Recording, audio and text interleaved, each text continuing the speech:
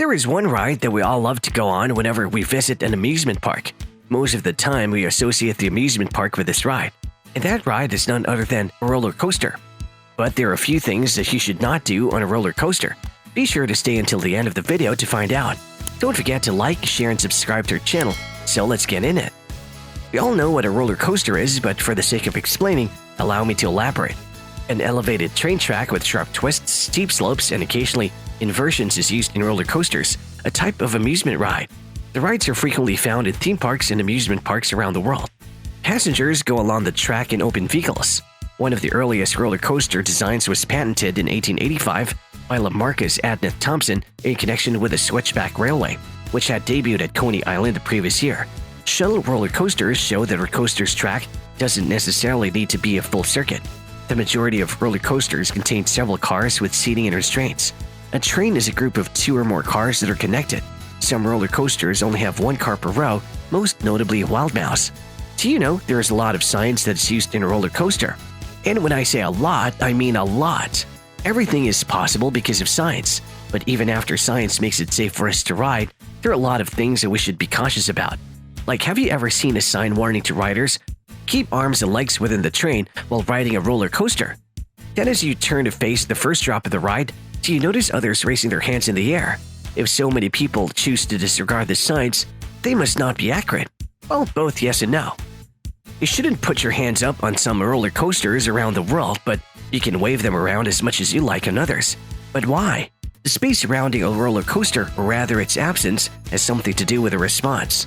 Today, amusement ride designers build clearing envelopes into their rides, a buffer of free space that surrounds a roller coaster's train and prevents passengers from touching objects as they travel around the ride.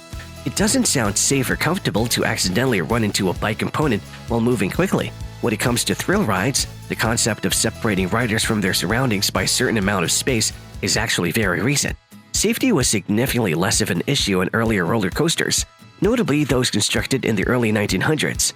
Older wooden roller coaster designs didn't need to separate riders from their surroundings because the rides weren't so fast. Rides from the past were significantly less exhilarating than those available now.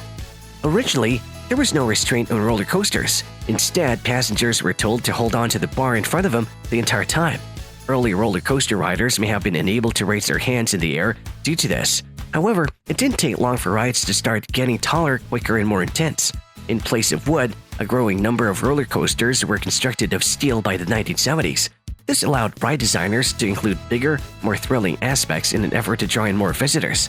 Roller coaster safety significantly increased during this time of innovation. They were able to function more safely and effectively than before thanks to new technology. In order to prevent riders from touching anything while on these fast rides, roller coaster manufacturers started to think of clearance envelopes. Frequently, the trains themselves were built to restrict how far passengers might travel. The over-the-shoulder restraint gained popularity as roller coasters started turning upside down by the late 1970s. The rider's ability to travel long distances was severely constrained by this form of the harness. Deep sides on the trains of looping roller coasters were frequently present, greatly limiting the passenger's ability to move their arms and legs. To restrict movements and establish a safe clearance envelope, some older rides had their trains modified or altered. Some wooden roller coasters include side panels on the trains that keep riders from reaching the outside. All of these layouts kept passengers confined inside the trains, limiting their mobility and possibly reducing rider comfort. In other instances, the ride's components have been altered to protect riders. Many other roller coasters have supports that have grooves cut out of them as a temporary solution to make a suitable clearance envelope. A lot has changed for roller coasters since the 1970s. More intense than ever, rides are taller and faster. Additionally, the kind of restraint utilized on roller coasters has also altered. Modern rides frequently include reduced lap bar restraints to improve rider comfort and offer a more thrilling experience. These restrain riders by placing a harness over the laps. During the ride, these restraints permit passengers to move their upper bodies, which improves their ability to access objects near the roller coaster's track. Also, a lot of roller coaster manufacturers have started to develop more open train designs. These expose riders to the elements, lessening their wind protection and bringing them into contact with their surroundings.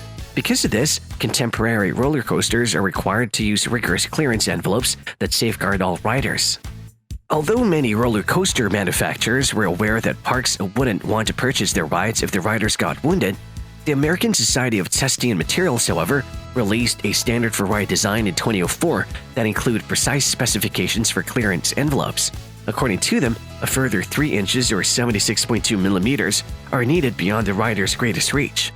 Riders are safe because this distance gives them a margin of safety and prevents them from making contact with any object. But how do they determine the number of visitors who can attend? Human anthropometry, the study of human body measurements, is used for this. The demographics of the riders who are able to ride the attraction are measured. This is probably an adult guy in the 95th percentile for many larger roller coasters, which indicates that their reach exceeds that of 95% of the population. As roller coasters are created for various target groups, employing a variety of train designs combined with a variety of restraint kinds, clearance envelopes are specific to each ride. As a result, several roller coaster manufacturers test the ride's pull-through capabilities before they're finished. During this, the ride's train is tied to a clearance envelope, which is typically represented by a metal or wooden frame. The train is then slowly hauled through the roller coaster's track. Engineers monitor this to ensure the envelope doesn't touch the ride's track, supports, or other nearby objects. The roller coaster can only start testing at its top speed after the pull-through is finished. It's unsettling to consider touching something while riding a roller coaster. So terrifying that ride designers deliberately provide the impression that passengers could collide with a portion of the ride to increase the excitement factor. Today, a lot of coasters have near-miss components, which are roller coaster components that cause riders to pass surrounding objects in order to give you the sense that you might bang your head as you fly through. Several rides use tunnels. Other rides achieve the same effect by abruptly sinking under a different section of their track or support system. Foot choppers, a type of roller coaster where passengers are seated below the track, can give passengers the opposite experience.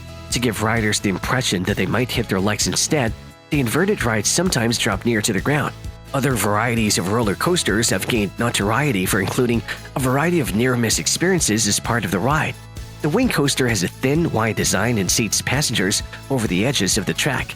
As a result, the trains can pass through signs, in between buildings, or even through the supports of the ride itself.